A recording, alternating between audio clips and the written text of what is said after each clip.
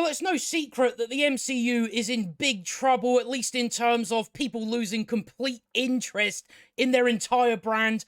And I mean, that's not really surprising after you pump out about 17 dogshit projects. People are, of course, going to go elsewhere, but fear not, because Kevin Feige is reportedly changing his strategy on MCU director hiring. I don't really know why the focus is on directors when it should really be the writers are the problem. They're the ones that swiftly need to get taken out of the picture because they are not fit for the jobs that they're given. And I mean, even changing your strategy at this point, you've got all these projects in the pipeline at the moment.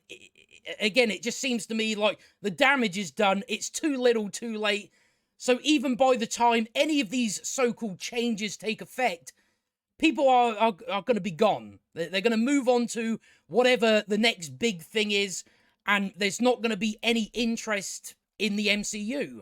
No matter if they change it around and start producing good stuff, I think by that point, everybody's already gone on to other things. They've already got so many things in the pipeline, like the next 2 Avengers movies are written by complete incompetent fools. I mean, again, all these movies that are coming up, they're already in production. And you're now like, let's change our strategy after about 17 projects that turned out terrible. Let's now do it. Not after, the first or the second movie or TV. No, we'll do it when we've already done all the damage to the brand that we possibly can. That's the right time to do it. Again, it's just, to me, it's just too little, too late. There's not really much you can do about it.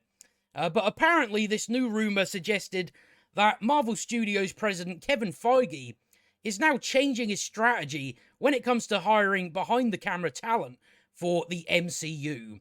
While the Marvel Cinematic Universe hired plenty of established talent in the past, already it's noticeable that that's probably why it worked out a lot better from Phase 1 to 3. Because you had people that knew what they were doing. And you didn't just hire, I don't know, someone that just worked on a couple of episodes of Rick and Morty. It's almost something to that, isn't it? It's previously been successful in discovering lesser-known talents. And the big issue at the moment is, it's okay to get lesser-known talent, but what they have to have is talent. They actually have to have talent. It's not necessarily whether they're established or not, but they need to have talent. They need to know what they're doing. And that's of course, going to lead to more success. But they haven't been doing that. They've been hiring people that have no talent whatsoever. And that's mainly because the guy that is running the whole thing, that of course being Kevin Feige, is not a creative.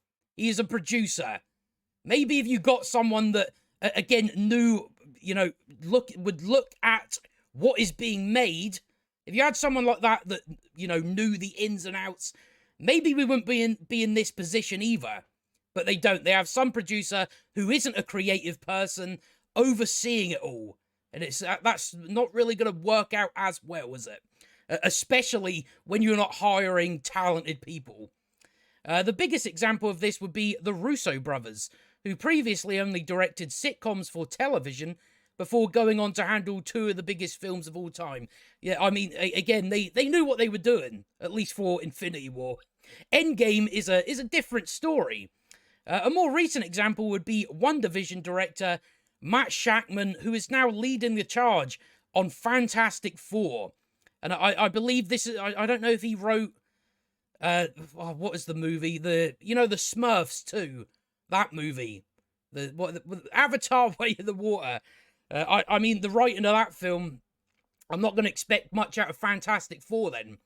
It's going to be very thin on any type of plot whatsoever.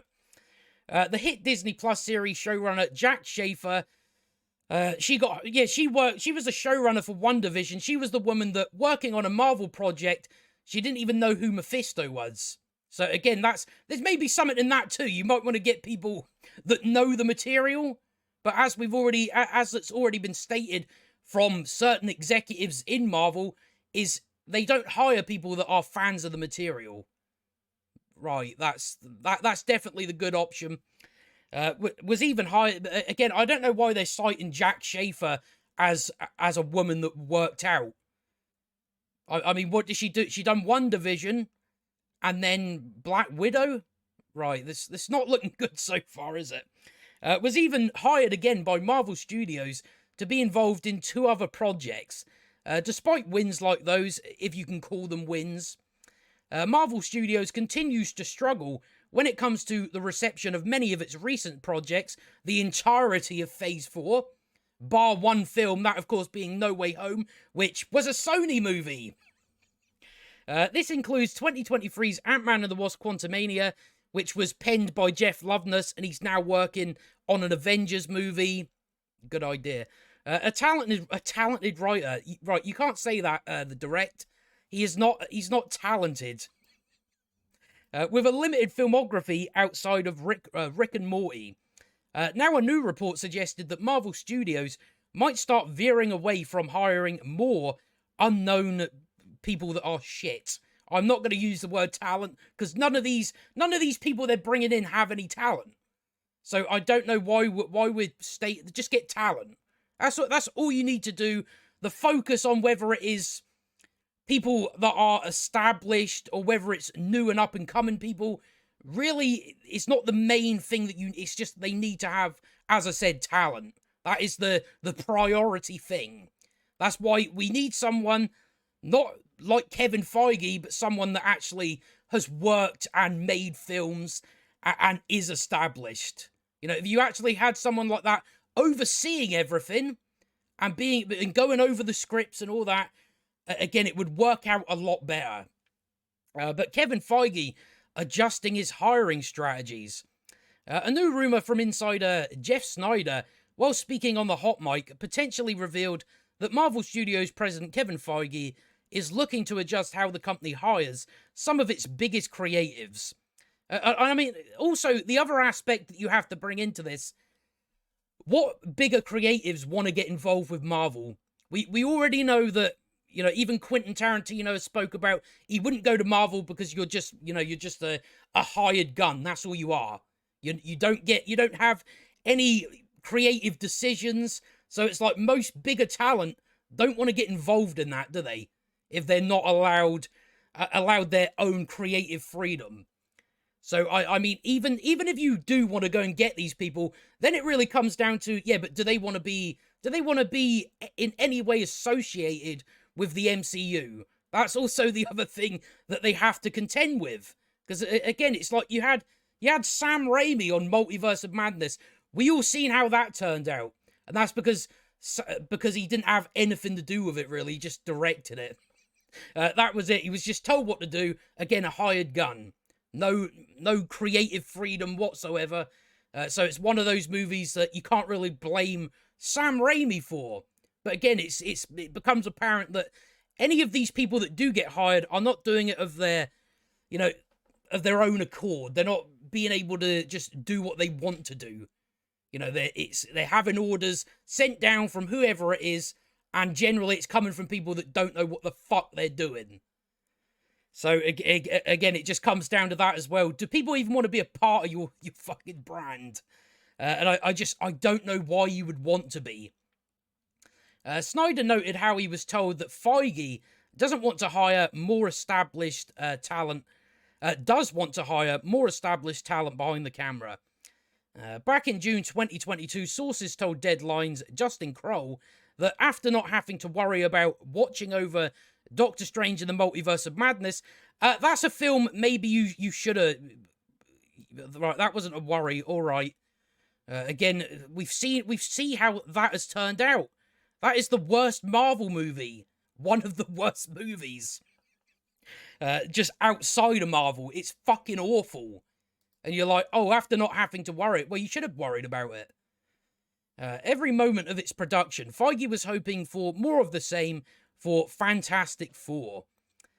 Kevin Feige doesn't want to oversee the entire shoot, and after not having to worry about that with Sam Raimi, he is very game to the same outcome with the Fantastic Four shoot.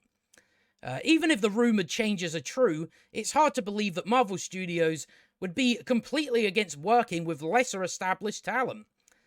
Discovering those types of creatives has been a staple ever since the MCU was created. Again, those are people that had talent, though. Marvel Studios wouldn't completely turn its back on those options. But it's easy to see Marvel taking those bigger risks a little less often than before, especially when it comes to more notable properties. The company's out-of-the-box creative choice to bring Chloe Zhao on board, again, obviously the wrong choice. I mean, I've heard about the other film she did, the film that she won, what was it, an Oscar for? And it's just nice shots of landscapes and nature. And you thought that would be the best choice for a Marvel movie, with someone that makes movies like that. You know, they don't do stuff with characters or story. Generally, it's very, everything is very thin. You thought that was the best chance, the best choice for Eternals. Where, you know, we all know it was just, oh, well, she won an Oscar and she's Asian. So that way, you know, that was the only reason they brought her on.